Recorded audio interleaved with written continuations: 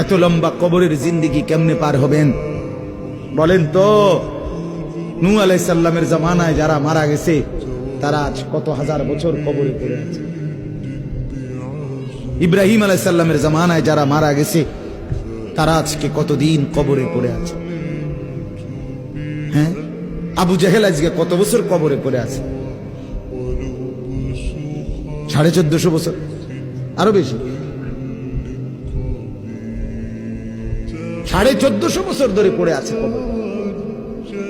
এরপরে তো হাসরের মাঠ, এরপরে তো ফুলসেরাত, এরপরে তো জাহান্নাম, আর তো রইছি। তাহলে দুনিয়ায় থাকলি কতদিন, কবরে পড়ে রইলি কতদিন? আপনি বলেন। আবু জেহেল দুনিয়াতে ছিল 800 বছর, কথা কন না? আবু লাহাব দুনিয়াতে জীবিত ছিল 900 বছর, তো কবরে আছে কত বছর? তো বাঁচছে কয় বছর? নাহলে 60 বছর, নাহলে 70 বছর, ঠিক কিনা বলেন? তাহলে দুনিয়ায় ছিলি কতদিন, কবরে আসত কতদিন? আচ্ছা, এই কথাই এখনই মনে হইল। হ্যাঁ, এরপরে তো সামনেরটি রয়েছেই মিয়া, এখনো তো কিয়ামত আসে নাই, এখনো তো ইসরাফিল ফু দেয় নাই।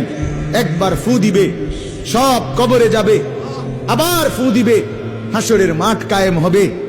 আবার হাসরের মাঠের একদিন, খোদার কসম এই কোরআনে আল্লাহ বলছে, হাসরের ময়দানের এখন একদিন, প্রতি একটা দিন কয় ঘন্টা? হাসরের একদিন আল্লাহ বলছে 50,000 বছর, 50,000 সানা, 50,000 বছর। হাসরের ময়দানের পুরা সময় না, একদিন, একদিন। পুরা হাসরের মাঠ কতদিন সেটা আল্লাহই জানে।